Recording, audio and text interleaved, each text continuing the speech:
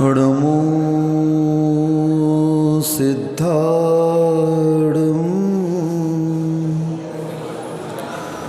नमो आयर्याणं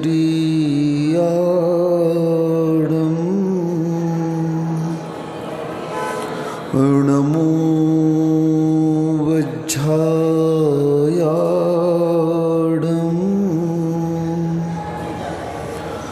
नमो साहूडं हानित घटती आयु है पर पाप मति घटती नहीं। आई बुढ़ोती पर विषय से कामना हटती नहीं। मैं यत्न करता हूँ दवा मैं धर्म में करता नहीं। दुर्मोह महिमा से ग्रसित हूँ नाथ बच सकता नहीं।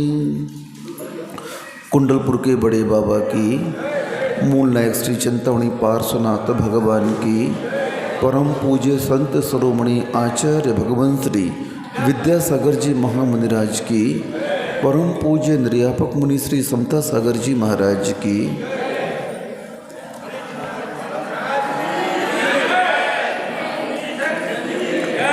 संसार में आने के उपरांत इस आत्मा का क्या प्रयोजन होना चाहिए। आचार्य अमोघ वर्ष जी ने प्रश्नोत्तर रत्नमालिका नामक ग्रंथ में एक कारिका के माध्यम से आप लोगों को लक्ष्य बताने के लिए कहा है। त्वरितम किम कर्तव्यम विदुषा संसार संतति छेदम किम मोक्ष तरोर बीजम सम्यक ज्ञानम क्रिया सहितम। इन पंक्तियों के माध्यम से आचार्य महाराज ने पहले प्रश्न किया और दूसरे चरण में इसी का उत्तर दिया। त्वरितम किम कर्तव्यम, इस मनुष्य भाव के साथ आने के उपरांत इस आत्मा का कर्तव्य क्या होना चाहिए। तो आचार्य महाराज ने दूसरे चरण में उत्तर दिया, विदुषा संसार संतति छेदम। विदुषा जो विद्वान हैं, जो भव्य हैं, जो सम्यक दृष्टि हैं, वो संसार संतति छेदम, संसार की परंपरा को नाश करने का प्रयत्न करते हैं, छेदने का प्रयत्न करते हैं, न कि संसार बढ़ाने का।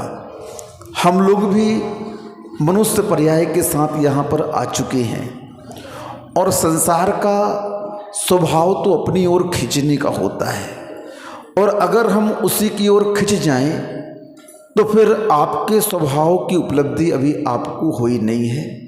आप विभाव में जी रहे थे, जी रहे हैं और जीते रहेंगे। विभाव क्या है, स्वभाव क्या है, इसको भी समझो थोड़ा सा। विभाव वह है जो हम अनादिकाल से करते आ रहे हैं।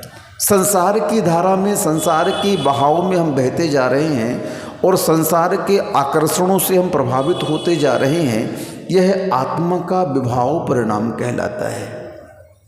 जब तक आत्मा इस विभाव परिणाम से प्रभावित होती रहेगी तब तक वह कभी भी अपने स्वभाव की ओर नहीं आ सकती है, कभी वह कर्मों का नाश नहीं कर सकती है। विभाव परिणति ही आत्मा को कर्म आश्रय और बंद कराती है। मन वचन काय के माध्यम से जो हम कर्म का बीज बो रहे हैं वही ब्याज सहित आपको आगे मिलने वाला है, ये निश्चित है। क्या निश्चित है? मन वचन काय के माध्यम से हम जो क्रियाएं करते हैं, कर्म का बीज बोते हैं, वही बीज आगे हमारे जीवन में हमें प्राप्त होगा। प्रकृति का भी यही नियम है और कर्म सिद्धांत का भी यही नियम है। प्रकृति और कर्म सिद्धांत में कोई अंतर नहीं है। प्रकृति हमेशा स्वभाव में रहती है। किस में रहती है? स्वभाव में रहती है। कर्म भी बोलता है आत्मा से तुम स्वभाव में रहो, स्वभाव में रहोगे सुखी रहोगे। देखो, प्रकृति को बदलने वाले प्रकृति को आज तक बदल नहीं सके, स्वयं नाश हो गए। क्या हो गए? जिसने भी प्रकृति से छेड़छाड़ की उसका जीवन आप देखो वो दुर्गति को प्राप्त हो गया। इसीलिए कहा गया है कि नेचर को नेचर में रहने दो, नेचर को बदलो नहीं। हाँ, बदलना है आपको अपने उस नेचर को जो तुम्हारा है नहीं।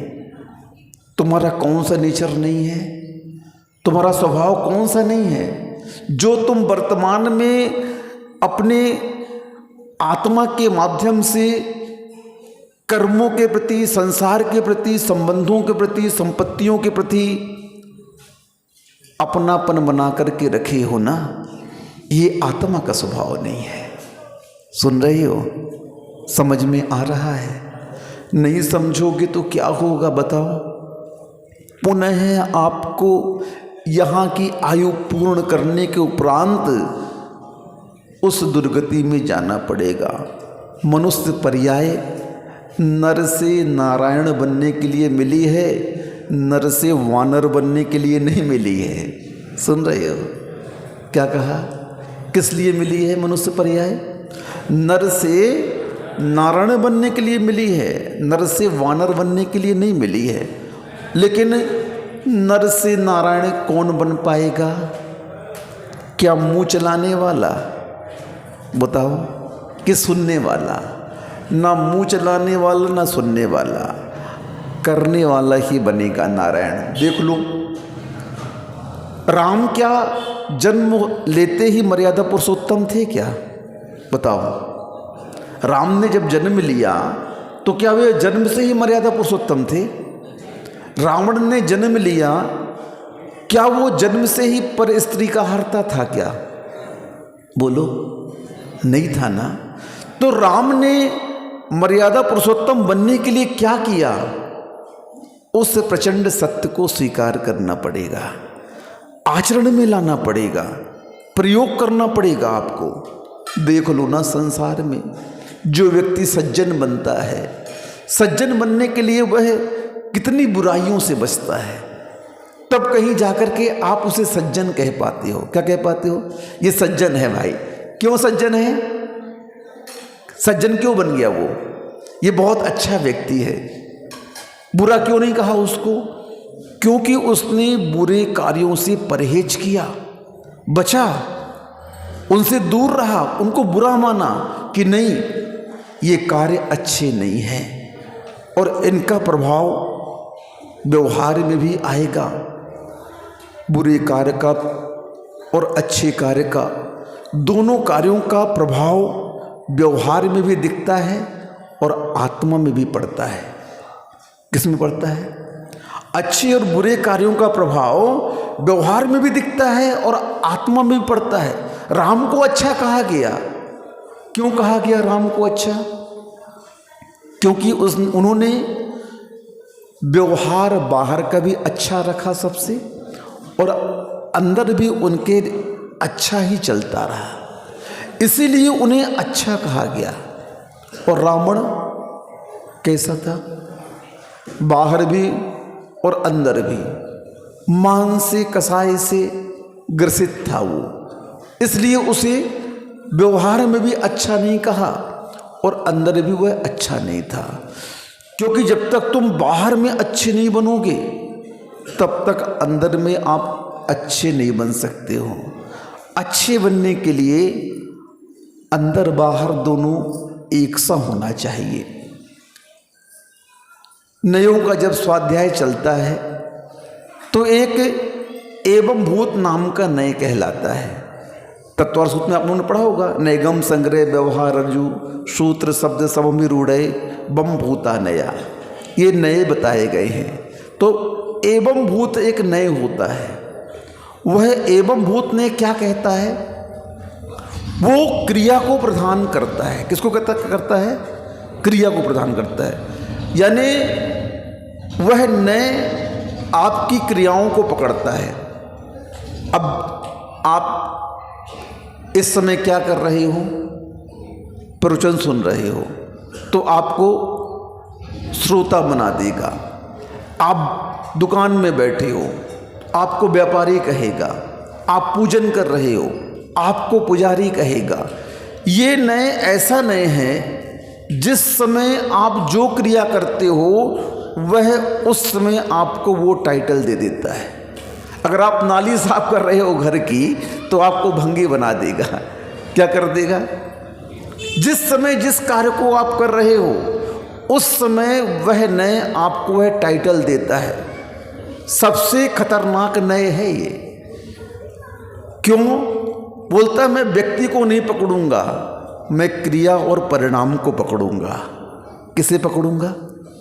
क्रिया और परिणाम को पकड़ूंगा। और कर्म का नेचर भी यही है, दी सेम।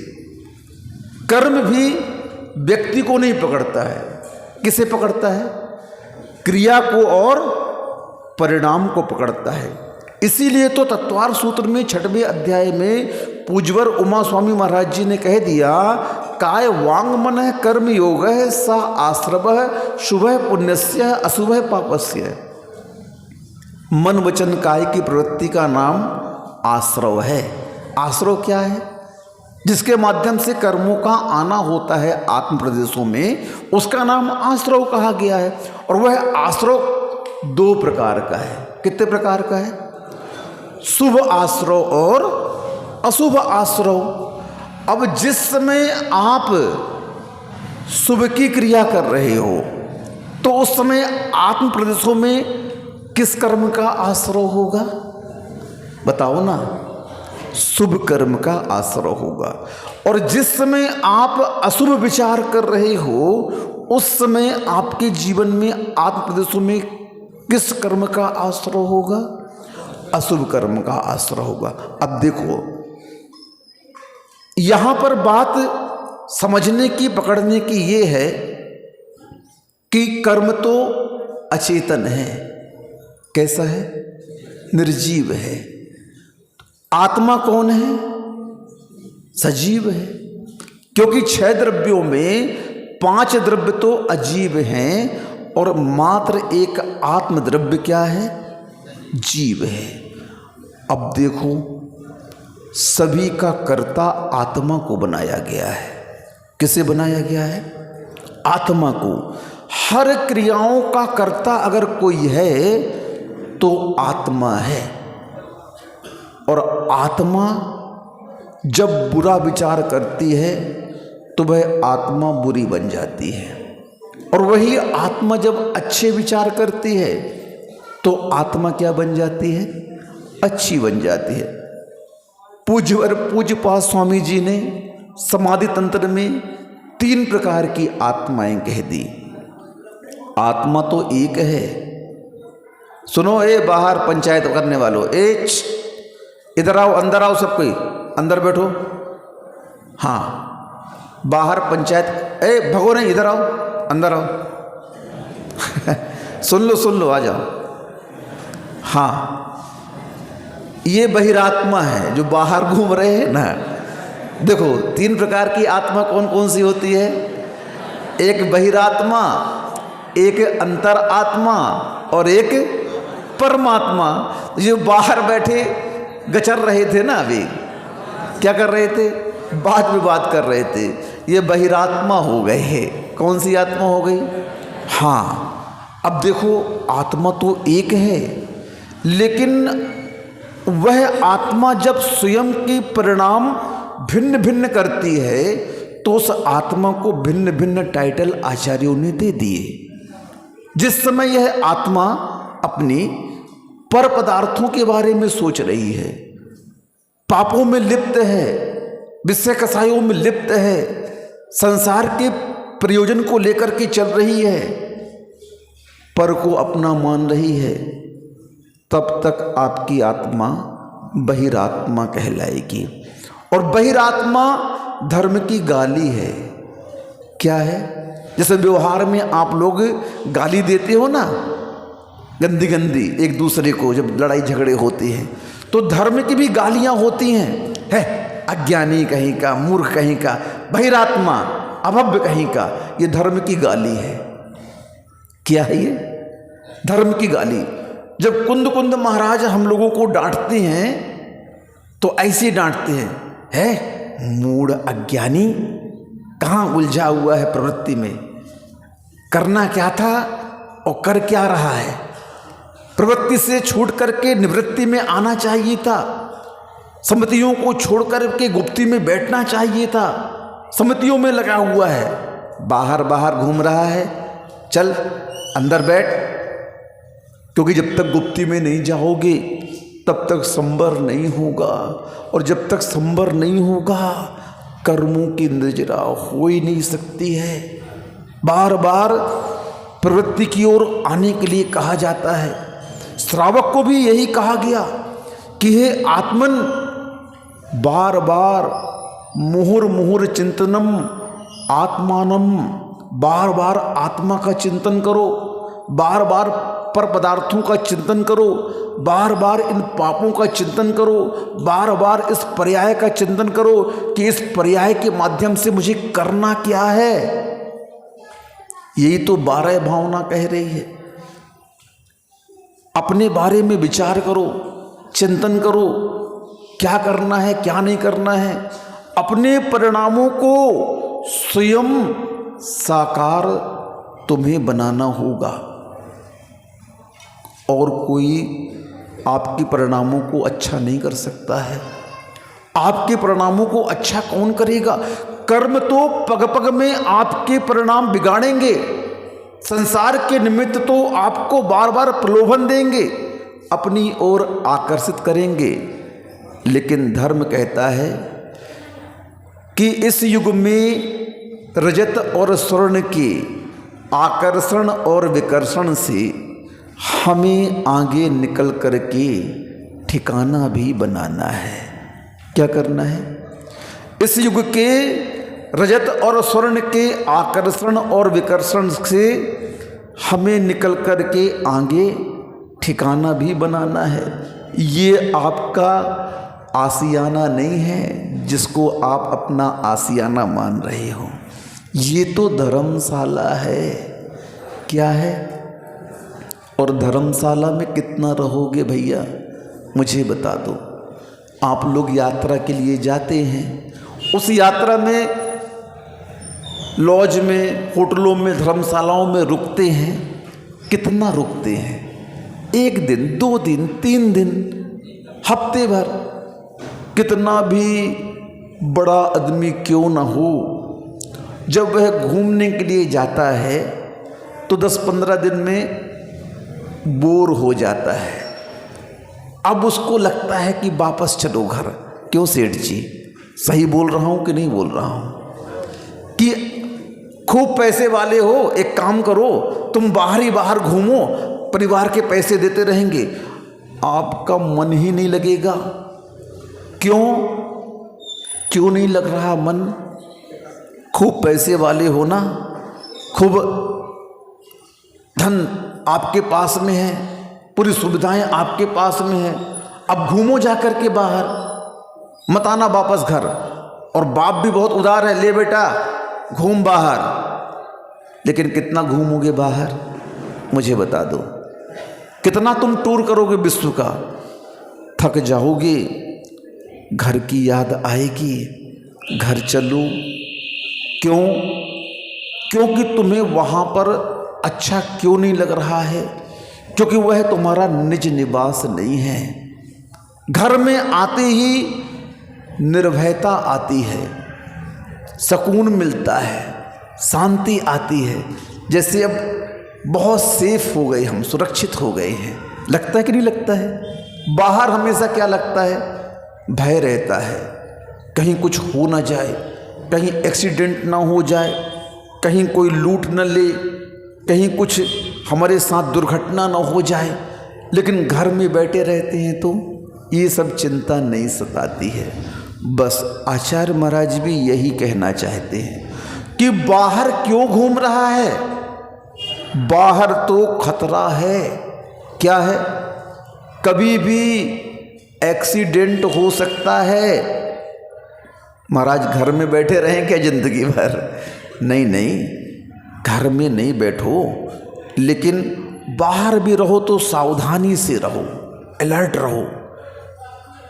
इसीलिए तो समिति दे दी ना कि जब बाहर जाओ तो कैसे रहो, समिति के अधीन रहो। यहां भी समितियां बनी थी ना। समितियों का कार्य क्या होता है? किसी भी कार्य को सुचारू रूप से चलाने के लिए समितियां बनती है ना।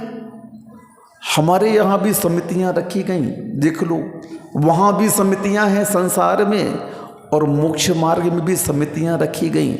क्या समिति रखी गई है, क्यों रखी गई है? कि तुम यदवा तदवा प्रवृत्ति ना करो, स्वच्छंद मत हो, उस समिति के अधीन होकर के क्रिया करो, तभी तो कार्य संपन्न होते हैं। समाज में भी समितियां बनती हैं, उनके अधीन होकर के कार्य चलते हैं, तभी वे कार्य अंजाम को प्राप्त हो पाते हैं। यहाँ भी समितियां रखी गई हैं, उस समिति के अधीन चलो, तभी आप उस कार्य को अंजाम दे पाओगे। किस कार्य को अंजाम देना है? कर्मों की परंपरा को नाश करने का।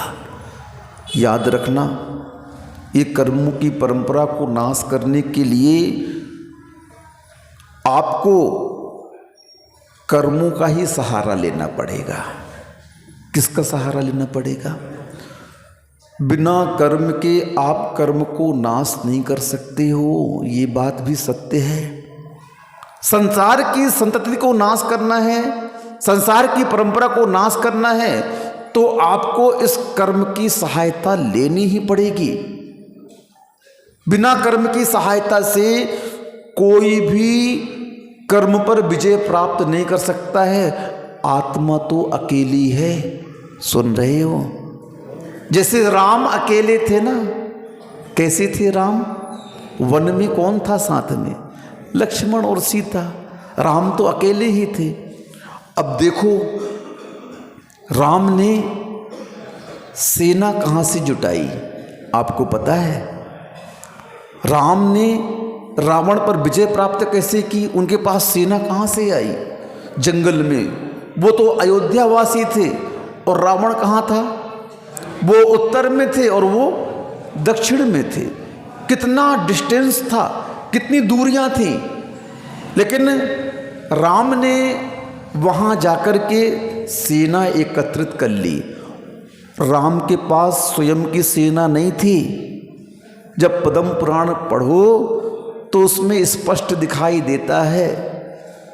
पूज्य रविशरण आचार्य महाराज कहते हैं, देखो राम के पास जो सेना थी ना, वो सब रावण के परिजन थे। कौन थे? सबके सब रावण के रिश्तेदार थे।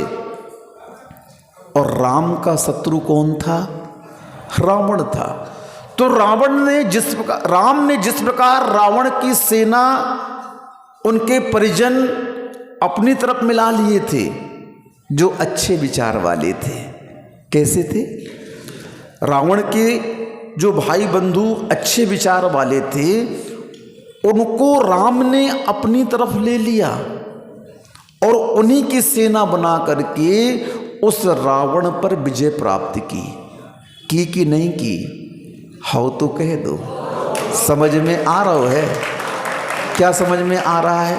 मैं देखो, ताली मत बजाओ। ताली तो बहुत सारे लोग बजाते हैं। हमको ताली बजाने वाले नहीं बनाना आपको।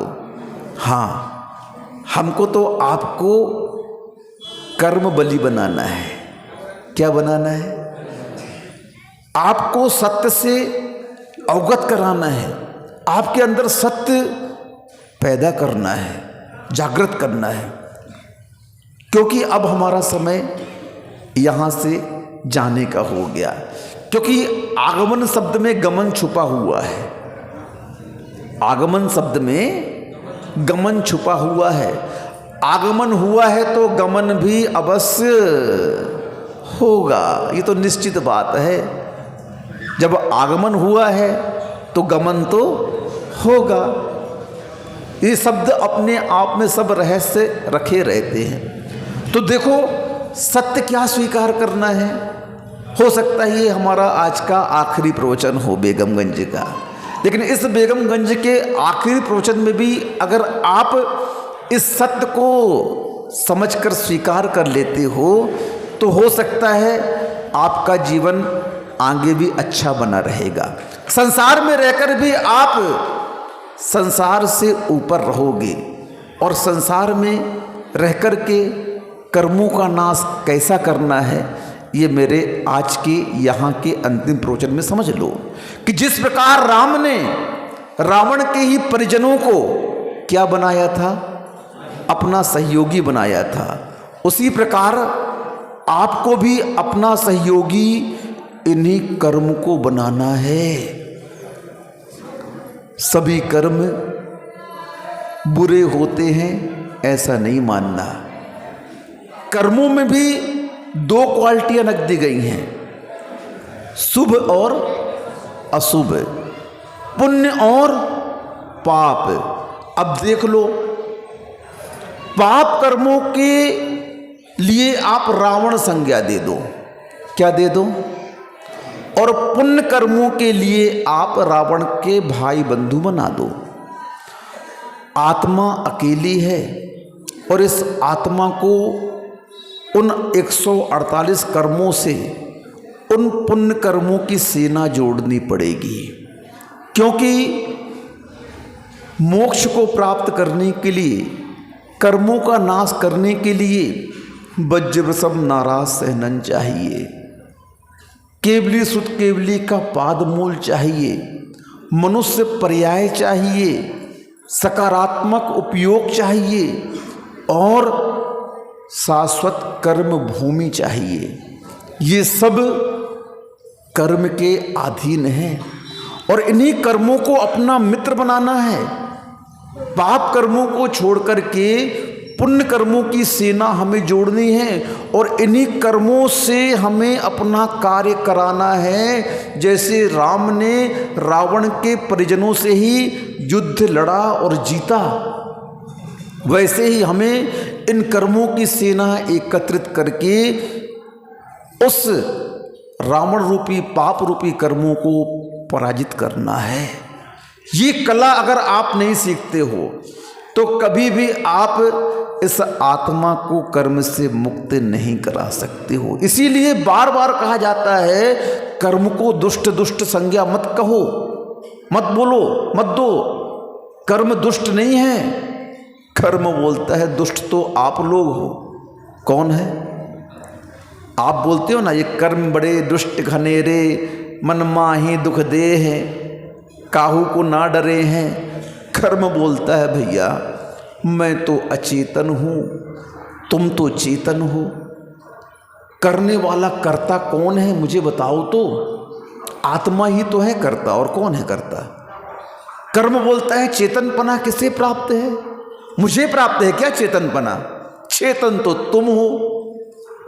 मेरे द्रव्य को अपना कहने वाला कौन है मुझे बताओ। मेरी संपदा को अपनी कहने वाला कौन है? तुम हो, आत्मा। ये आत्मा की विभाव परिणति है। क्यों? तुम पर की संपत्ति को अपना कह रहे हो। झगड़ा क्यों हो रहा है? क्यों भाई? जमीन का विवाद क्यों हो गया? विवाद क्यों हो गया? अरे साहब मेरी संपत्ति पर कब्जा कर रहा है ये। अच्छा, इसलिए विवाद हो गया। हाँ, यानी जब कभी भी झगड़ा होता है, युद्ध होता है, तो पर की संपत्ति को अपना मानने के कारण ही युद्ध होता है। चाहे वह युद्ध महाभारत का हो और चाहे वह युद्ध रामायण का हो। दोनों युद्ध में कारण क्या बना बताओ तो। भाई भाई लड़े क्यों? क्यों लड़े? मात्र पर की संपत्ति को अपना मान रहे थे। पर की संपत्ति को ये चाहते थे कि मेरी हो जाए, इसी कारण से केस हो गया, इसी कारण से युद्ध हो गया। बस यही बात तो हम भी कह रहे हैं। क्यों मान रहे हो पर की संपत्ति को अपनी? कर्म कहता है ये मेरी प्रॉपर्टी है। संसार में आत्मा की कोई प्रॉपर्टी नहीं है, कोई संपत्ति नहीं है। तुम्हारी संपत्ति मोक्ष में है, जाइए वहां पर, छोड़िए मुझे। द्वंद्व इसी का चल रहा है, झगड़ा इसी का चल रहा है। कर्म आपको बार बार क्यों हरा रहा है? आप कर्म से पराजित क्यों हो रही हो? क्योंकि कोर्ट में हर समय कर्म की विजय हो रही है, कि कर्म सत्य है। क्या है कर्म? कर्म सत्य है, इसलिए बार बार कोर्ट में कर्म का पक्ष भारी पड़ता है और आत्मा हार जाती है। और इसलिए आत्मा को बार बार पर्यायों की कैद में बंद कर दिया जाता है। मुलजिम कर्म नहीं, मुलजिम आत्मा है। कौन है? सजा किसे होती है? कैद में कौन रहता है? सलाखों के पीछे कौन रहता है? बताओ। मुलजिम रहता है। क्यों रखा उसे सलाखों के पीछे? क्योंकि तुमने अपराध किया है, इसलिए दंड स्वरूप आपको जेल में बंद किया गया। आत्मा भी बार बार अपराध कर रही है और कर्म आत्मा को बार बार पर्याय की कैद में बंद कर रहा है। ये कब तक चलेगा? कब तक तुम इस सजा को भोगोगे? बताओ। कर्म कहता है मेरी संपत्ति को छोड़ दो, मैं तुम्हें रिहा कर दूंगा। आप अपनी संपत्ति की ओर देखिए, आपकी संपत्ति क्या है, लेकिन आप समझ नहीं पा रहे हो, छोड़ने का साहस नहीं कर पा रहे हो, और उसका दुष्परिणाम बार बार आपको इन पर्यायों के दुख के रूप में भोगना पड़ रहा है। कहीं नरक गए, कहीं निगोद गए, कहीं त्रियंच गति में गए, कहीं 84 लाख योनियों में परिभ्रमण किया। ये सब अपनी ही तो आत्मा है, और कौन है? इसीलिए अपनी मन स्थिति को थोड़ा सा समझाने का प्रयत्न करें कि हे आत्मन, स्वयं से बोले, हे आत्मन, मैं अनादिकाल की भूल को सुधारता हूँ। अभी तक मैंने पर को अपना माना, और सारा द्वंद्व, सारे झगड़े मैं कर्म से इसलिए कर रहा हूँ कि इस कर्म के उन पदार्थों को अपना मान रहा हूँ। लेकिन वास्तविकता क्या है कि मेरे कुछ भी नहीं है संसार में। हाँ, जहाँ देह अपनी नहीं, तहाँ न अपना कोई। घर संपत्ति पर प्रकट है, पर है परिचय। ये भैया, ये भी कर्म की देन है। किसकी देन है ये हाड़ मांस जो मिला है ना, किसकी देन है? मन वचन काय की प्रवृत्ति जो मिली है, ये भी कर्म की देन है। आत्मा के पास तो मन भी नहीं है, वचन भी नहीं है, काय भी नहीं है। आत्मा तो बहुत निर्मल शुद्ध है। जो कुछ भी मिला है सब कर्म का है ये। और ये सब जब तुम पर मानने लगोगे और पर मान करके इसे त्याग दोगे, उस दिन आपकी रिहाई हो जाएगी। क्या हो जाएगी? रिहाई हो जाएगी। रिहाई होने के लिए तुम्हें उन पर पदार्थों को पर मानना है। जिस दिन यह आत्मा उन पर पदार्थों को पर मानने लगती है, उस दिन यह आत्मा अंतरात्मा बन जाती है बहिरात्मा से।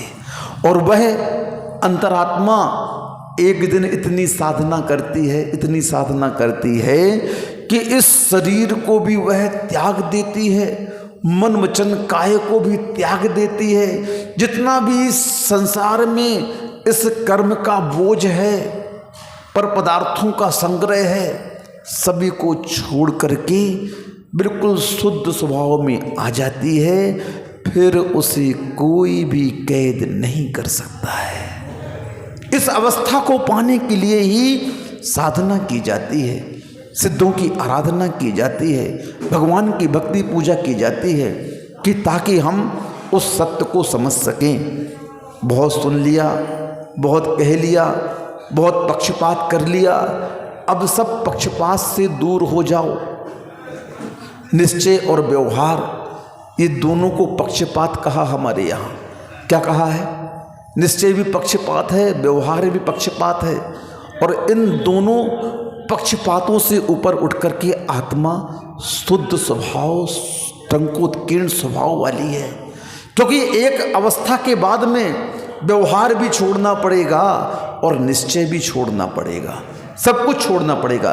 ये तो नए हैं, व्यवहार हैं, इनका आलंबन खाली इसलिए लिया जाता है ताकि हम इस आत्मा को कर्मों से मुक्त बना सकें, और इनका कोई प्रयोजन नहीं है। जिस प्रकार होशियार व्यक्ति क्या करता है, अपना काम चलाता है, उल्लू सीधा किया, अपने रास्ते आगे बढ़ो। हम लोग भी बहुत स्वार्थी हैं, सुन रहे हो? हम तुम्हारा प्रयोग करते हैं मात्र। क्या करते हैं? क्या करते हैं साधु? आप लोग का प्रयोग करते हैं, और उस प्रयोग के माध्यम से हम अपना स्वार्थ साधते हैं। आहार विहार निहार के लिए जोड़ लेते हैं। आ जाओ बेटा, अपना काम पूरा हो गया, ठीक है, अब हमारे सामायिक का समय हो गया, तुम जाओ। हमारे स्वाध्याय का समय हो गया, अब तुम जाओ। क्यों? हमारा काम सध गया। अब 23 घंटा मुझे अपने पास में रहने दो। किसके पास में रहने दो? बहुत स्वार्थी होता है। जैन धर्म सेल्फिश है। कैसा है? सेल्फिश है, स्वार्थी है। यहाँ पर किसी के कल्याण की हम लोग चिंता नहीं करते हैं। हाँ, गुरु महाराज बैठे हैं, तीर्थंकर बैठे हैं, बैठे रहो। अगर मुक्ति का नंबर लग गया तो हम बैठ गए ध्यान में और निकल गए शांति से। हम किसी का इंतजार नहीं करते हैं। क्यों?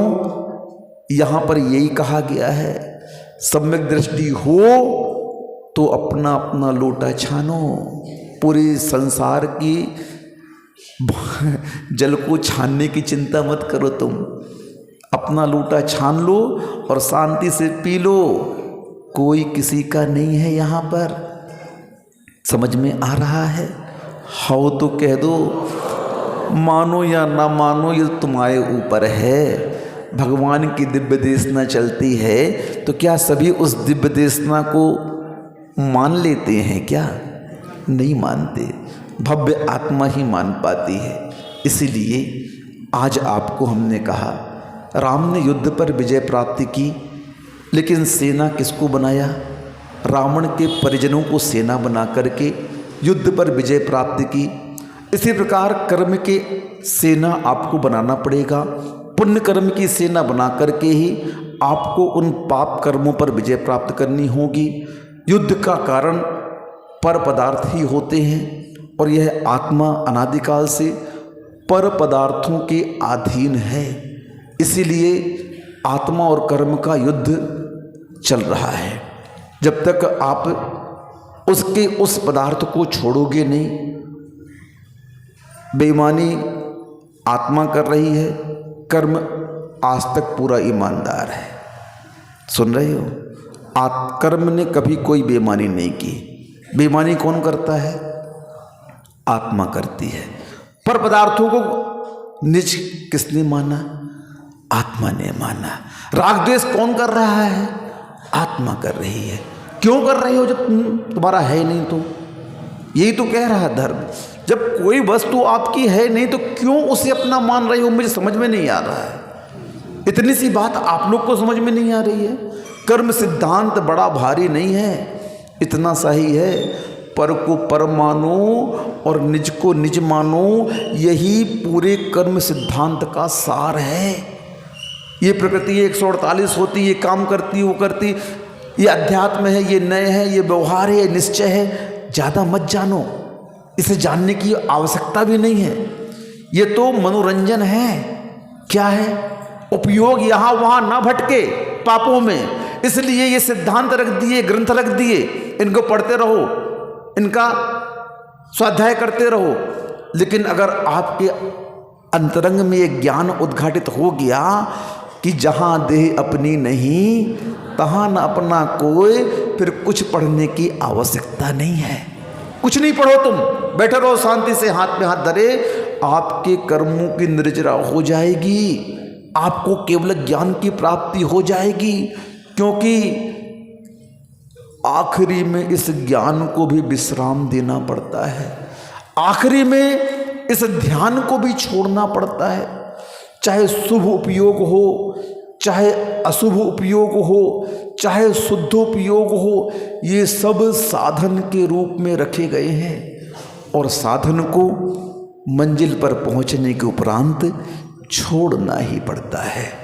इसलिए इनका सदुपयोग करने के लिए कहा गया, अपने उपयोग का भी सदुपयोग करने के लिए कहा गया। देवगुरु शास्त्र निमित्त मात्र हैं और उस निमित्त के माध्यम से यह आत्मा, यह भव्य जीव स्वयं के परिणाम अच्छे बनाता है, शुभ बनाता है और लक्ष्य क्या बनाकर चलता है? मुझे इन कर्मों की परंपरा का नाश करना है। विदुषा संसार संतति छेदम, जो विद्वान होते हैं वो संसार की संतति परंपरा का नाश करने के लिए प्रयत्न करते हैं। किम मोक्ष तरोर बीजम, उस मोक्ष का बीज क्या है? सम्यक ज्ञानम क्रिया सहितम, जो सम्यक ज्ञान है वो कैसा रहेगा? आचरण से सहित होगा। वही ज्ञान आपको मुक्ति दिला पाएगा, वही ज्ञान सम्यक ज्ञान की श्रेणी में आएगा, बाकी सब अज्ञान की श्रेणी में आएंगे। सम्यक ज्ञान क्या है? जो ज्ञान आपको आचरण की ओर यात्रा कराता है वह सम्यक ज्ञान है। संसार की ओर यात्रा कराने वाला मिथ्या ज्ञान है। इस प्रकार आत्मा के बारे में जैसा मैंने बताया ऐसा प्रयत्न करोगे तभी आत्मा को कर्मों से मुक्ति मिलेगी, नहीं तो संसार परिभ्रमण तो अनादिकाल से चल ही रहा है और इस प्रकार का प्रयत्न नहीं करोगे तो अनंत काल तक चलता रहेगा। कोई किसी का कुछ नहीं कर सकता है, स्वयं का कल्याण स्वयं के परिणामों के माध्यम से होता है। इसलिए स्वयं के परिणाम की भावना भाव, अहिंसा परमो धर्म की, जिन वाणी के ज्ञान तय सूझे लोका लोक, सो वाणी मस्तक नमो सदा दे तो हूँ ठोक। हे जिन वाणी भारती तो ही तपो, जो तेरो शरणा गहे सो पावे सुख।